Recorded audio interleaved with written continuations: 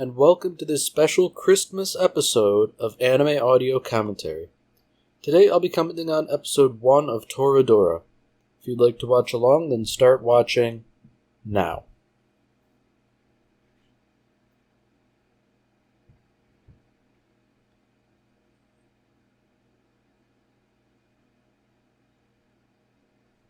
You know, Toradora is kind of a melancholy anime for me. You know, it's romance, which isn't usually a genre I go for, and it's kind of like romance as the main focus rather than being a rom-com. You know, I thought it would be neat for this little Christmas thing I'm doing, because I know there was an episode that was Christmas related. And coincidentally, Toradora is 25 episodes long. Not that it's particularly related to Christmas, you know, I just thought it would be a nice little thing.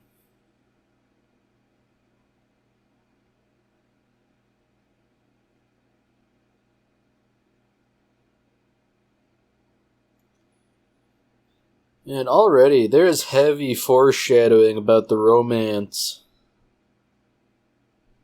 It's starting to make me feel, man.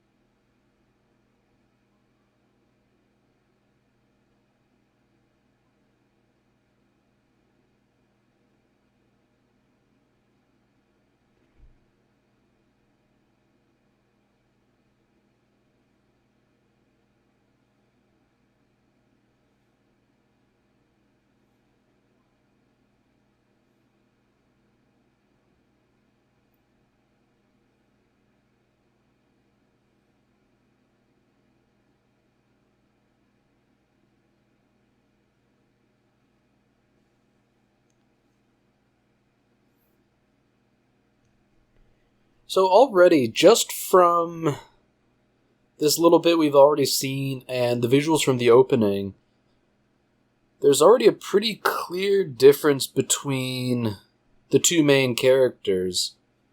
You know, this guy here is a pretty fastidious person.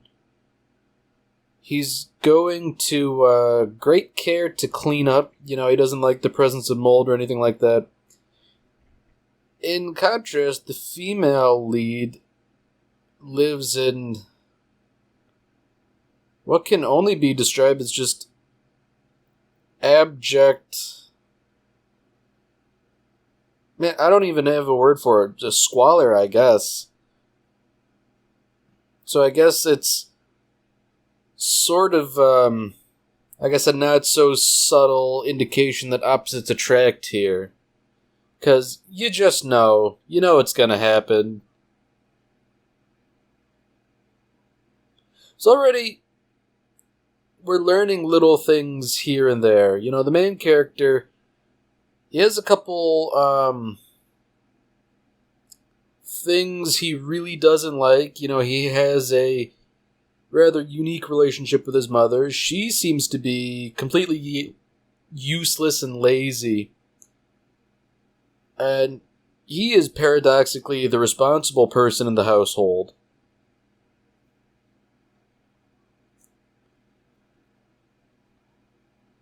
So it also seems like he has a rather fearsome reputation, despite being, you know, a fairly responsible person. everybody's treating them as though he's a violent delinquent, when in reality, that's not really true.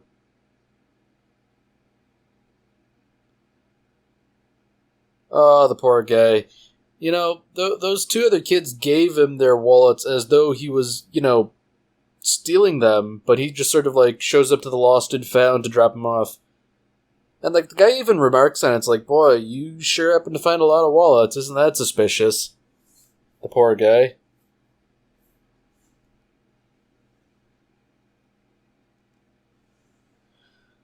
So despite everybody sort of giving him a wide berth, he at least has a friend. Otherwise, he would have a truly miserable existence.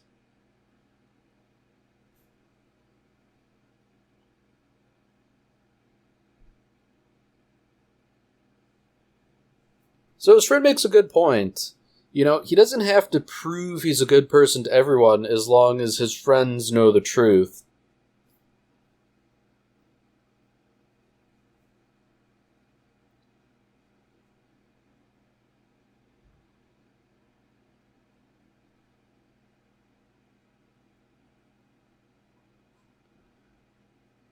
So it seems on top of being pegged as a delinquent, he's also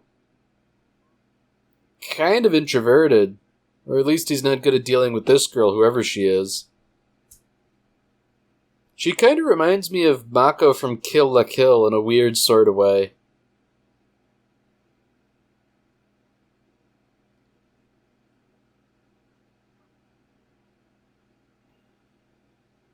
Oh boy, I can feel trouble brewing. This diminutive girl, she seems to have a similar reputation.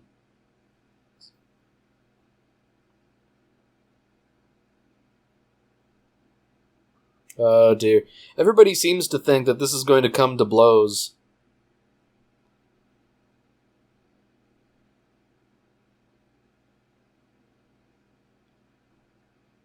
So here we go. You basically already know everything you need to know about her from first glance. She's short and diminutive and is rather irritable to make up for it.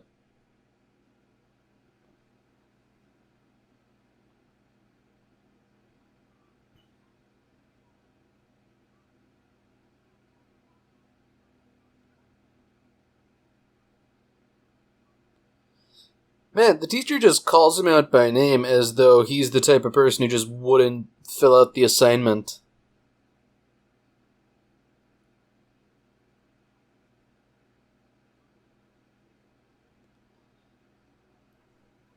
Alright, so the plot is thickening a little bit. Taiga seems sick, and the doctor seems to think it's because of the condition of her home. Dust around the house. But given how she lives, I'd say it's a fair bit more than dust.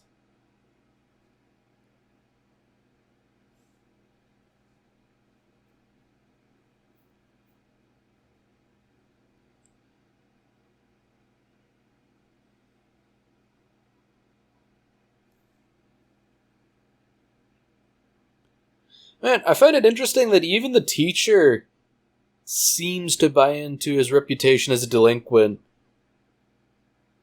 He starts to, gesture and she acts like he's about to strike her. I feel like that's a bit of a overreaction on her part.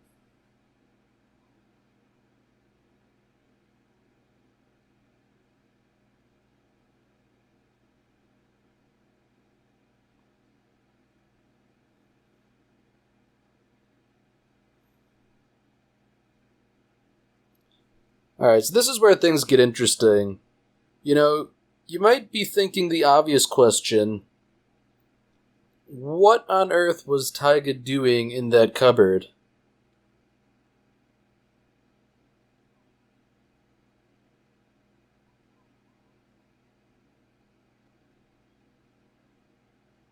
Oh dear. It seems there may have been a case of mistaken identity.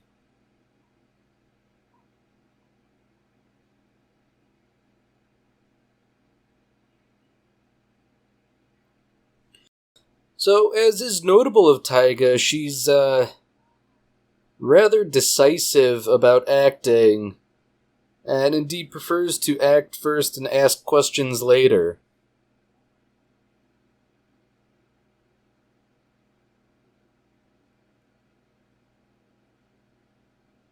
She's really not too good at dealing with people either.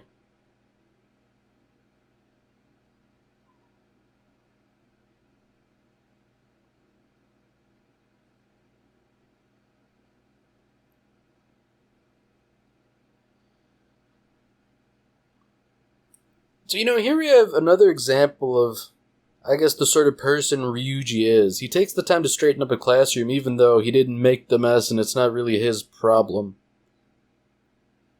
The fact that everybody just assumes he's the delinquent really is unfortunate.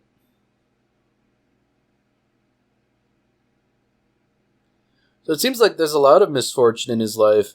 His father is no longer among the living, and he didn't seem like a particularly savory person in life either. I guess it's kind of telling that that's sort of what Ryuji blames his predicament on. His lineage. And that the traits he has inherited from his father continue to dog him in life.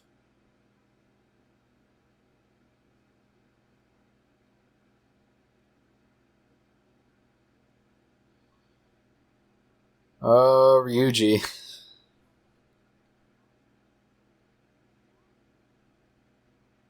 Ryuji, you've screwed the pooch now, dude.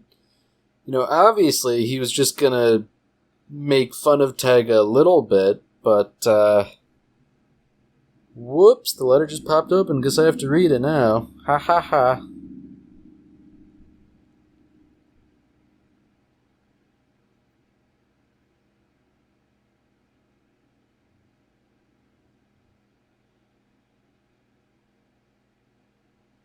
Man, nothing good ever really goes on at 2 in the morning.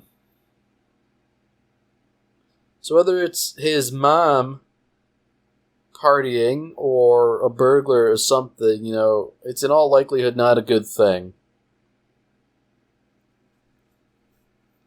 Oh dear.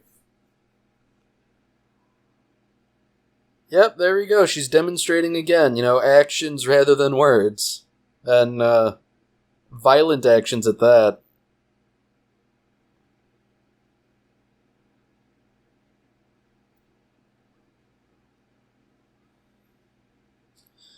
One wonders how precisely she's so strong despite being so diminutive.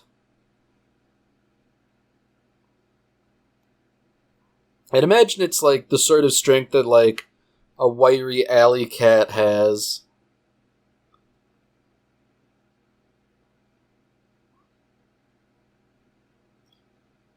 And, she's really playing for keeps here. One would think it would be far easier simply to ask to get the letter back rather than to basically try and kill the guy.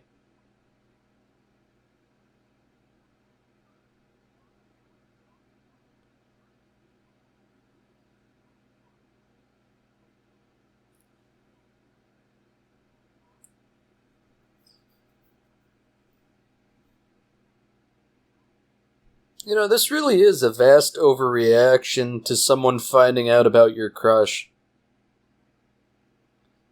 These are not the actions of a rational person. One has to wonder how you would get to such a point where this would be considered the best course of action.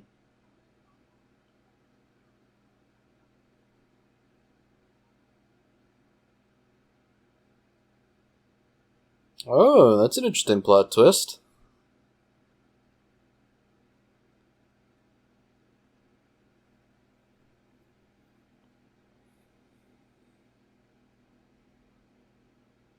Oh dear.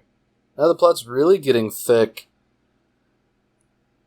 Man, imagine housing your attacker and feeding her in the early hours of the morning after she attacked you over essentially a misunderstanding. You know, if it's really true she didn't even put the letter in the envelope, then, you know, it's almost like no harm, no foul. So it's also pretty clear based on what she says that her diet's pretty poor. She tends to eat a lot of convenience store food, so a real home-cooked meal is probably a very nice change of pace. I also think it's notable that she's acting like he's in the wrong here because he didn't just hand over his bag. That's an interesting point of view, to say the least.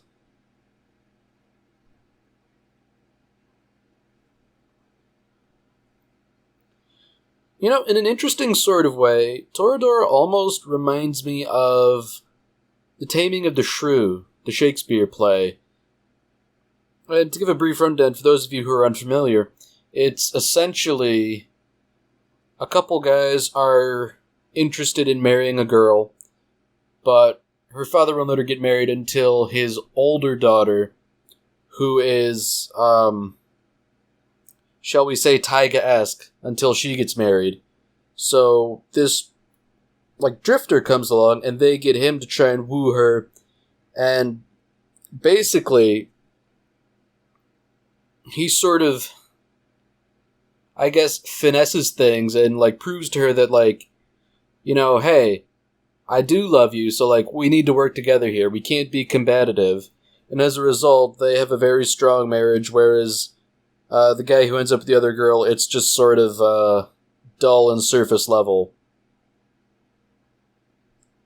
But the point here is that the relationship between the characters in The Taming of the Shrew sort of reminds me of the combative way that Ryuji and Taiga interact. You know, because they really get into it.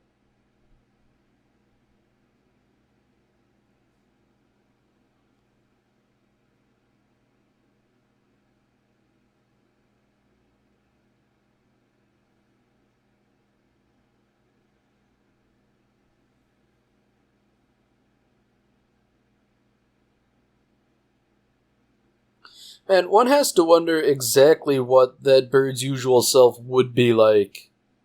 She doesn't seem like she's particularly healthy.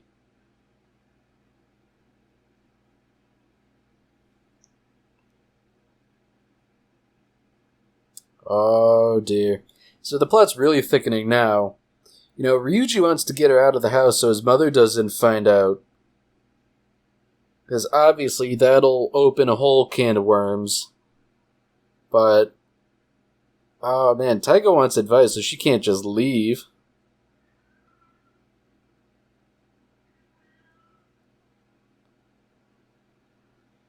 It seems interesting to me that his insistence that he will actually help her is kind of what gets her to stop and listen to him.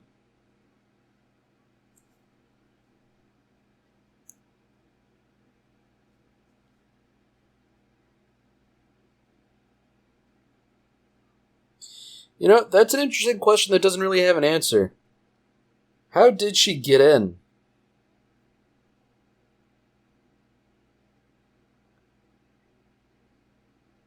You know, 'cause it seems to me that they, Ryuji and his mother, live on something above the first floor, so that Taiga got in through the window sort of opens up a question that doesn't really have a good answer.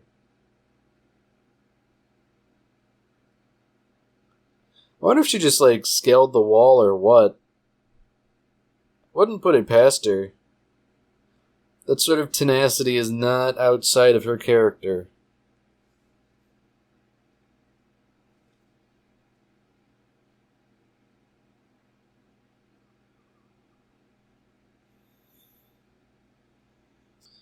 Wow, I really appreciate how they made Taiga's voice clip shouting into the phone. I've had phone calls like that before.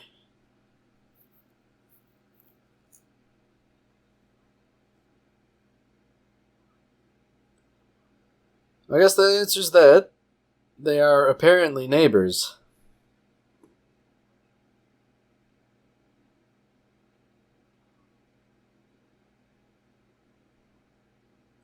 Surely she doesn't mean he's gonna have to make the jump from the balcony.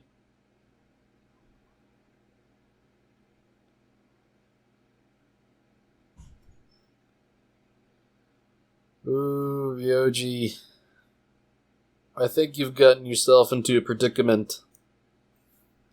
I mean, on the one hand, I know he said what he had to say to get her out of his house at 2 in the morning. But at the same time, is it really worth it? You know, one instance of explaining what the hell's going on to his mom might be better than an indefinite period of servitude.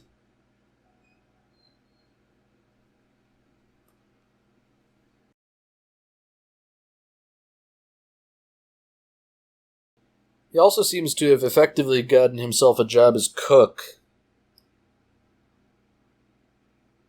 And potentially house cleaner as well.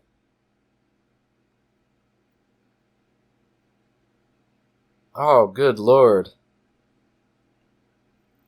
That is truly filthy.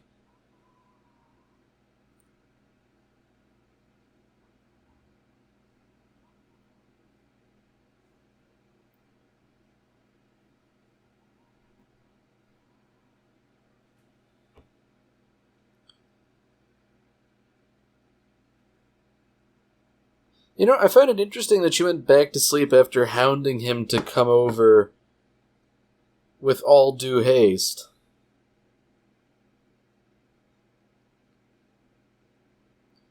Well, I guess it would at least give Ryuji the chance to sort of, like, clean up without her nagging or interceding. That would definitely benefit everyone involved.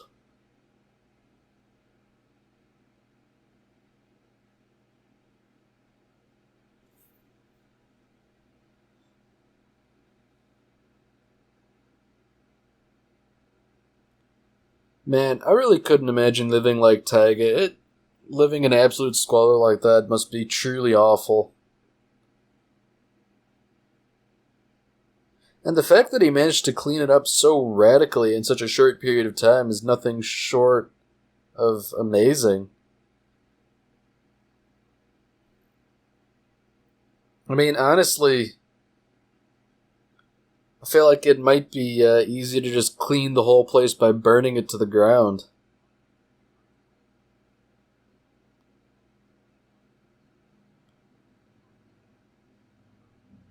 Oh boy, classic Taiga, she takes it as an insult and with poor grace.